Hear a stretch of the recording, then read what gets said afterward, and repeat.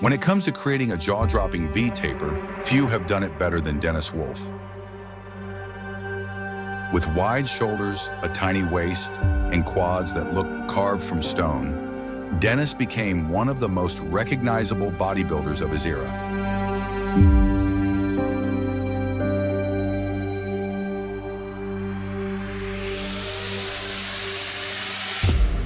Today, we're diving into his career, his impressive training methods, and why his physique remains a fan favorite.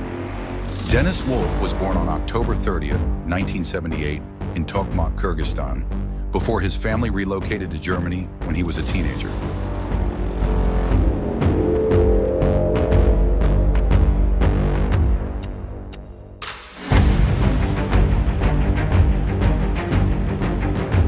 His journey into bodybuilding began when he was 18, and he quickly realized that his wide clavicles and powerful legs were perfect for the sport. Dennis entered his first competition in 1999 and steadily climbed the ranks in Europe, earning his IFBB Pro card in 2005.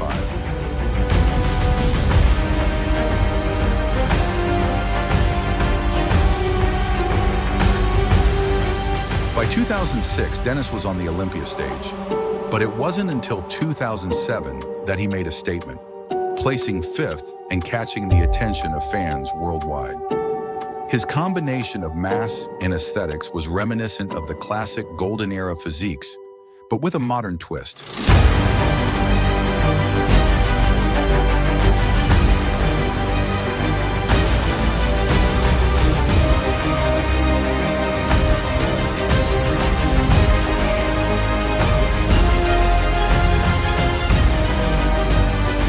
Dennis's best showing at the Mr. Olympia came in 2013, where he placed 3rd behind Phil Heath and Kai Green. But one of his biggest achievements came in 2014 when he won the Arnold Classic, solidifying his place as one of the top bodybuilders of his generation. Known for his incredible stage presence, Dennis had the rare ability to make his massive frame look elegant, a trait that made him stand out among the mass monsters of the time.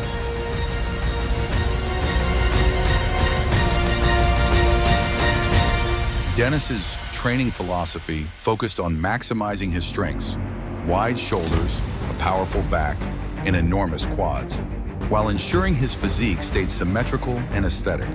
He believed in volume training with controlled movements, emphasizing perfect form over simply moving heavy weights.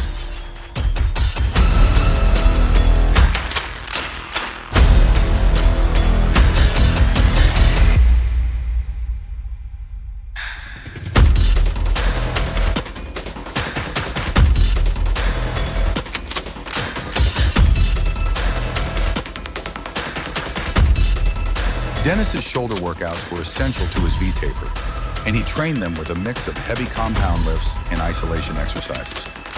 He often began with seated barbell presses, 4 sets of 8 to 12 reps. For Dennis, the key was controlling the bar on the way down and exploding up with power. Side lateral raises came next, performed with strict form to hit the medial delts. He'd perform 4 sets of 12 to 15 reps, focusing on the contraction at the top.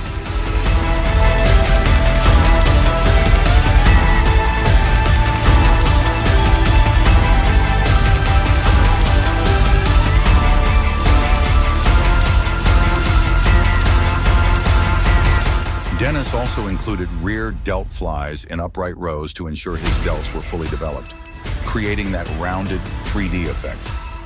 Dennis's back was another key component of his physique. His training included heavy rows and pull-downs to hit the lats and traps. He often started with pull-ups or lat pull-downs, performing 4 to 5 sets of 10 to 12 reps. For Dennis, the stretch at the bottom and contraction at the top were crucial for engaging the lats. Barbell rows and T-bar rows came next, each done for 4 sets of 8 to 10 reps with a heavy but controlled load.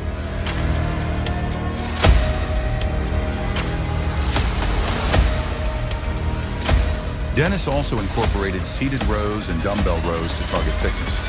His back workouts were brutal but effective, contributing to his dominating rear double biceps pose. Dennis Wolf's quads were legendary, and he built them through high-volume, high-intensity leg workouts. He'd start with squats, doing 4 to 5 sets of 10 to 12 reps.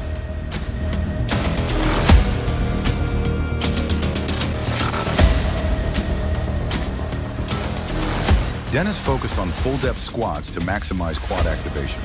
Hack squats and leg presses followed, with 4 sets each. His leg presses were often performed with a wide foot stance to target the outer quads, giving him that impressive sweep.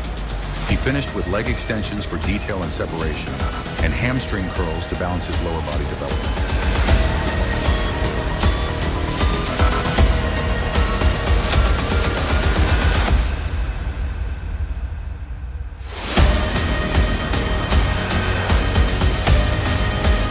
Dennis didn't have the largest arms compared to some competitors, but he made up for it with conditioning and proportion.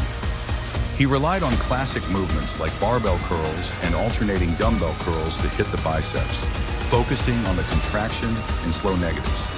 For triceps, Dennis used close grip bench presses and overhead extensions, often working in the 8 to 12 rep range. His arm training wasn't about chasing size alone, but rather ensuring they blended seamlessly with his overall physique.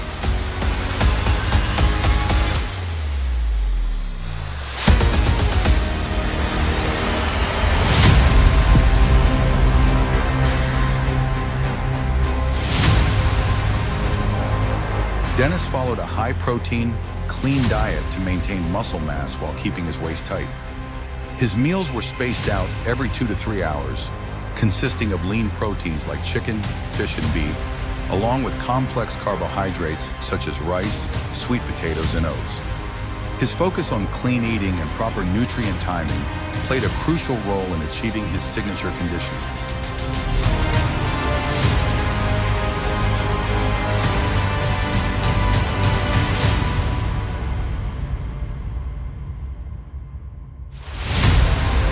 Dennis Wolf's career may have been cut short due to injuries, but his impact on bodybuilding is undeniable. He brought back the aesthetic V-taper during an era dominated by masked monsters and showed that size and beauty could coexist. His Arnold Classic win remains one of the highlights of his career, and his influence continues to inspire bodybuilders aiming for that perfect combination of width, shape, and detail. As Dennis once said, bodybuilding is a marathon, not a sprint. Consistency is the key to success.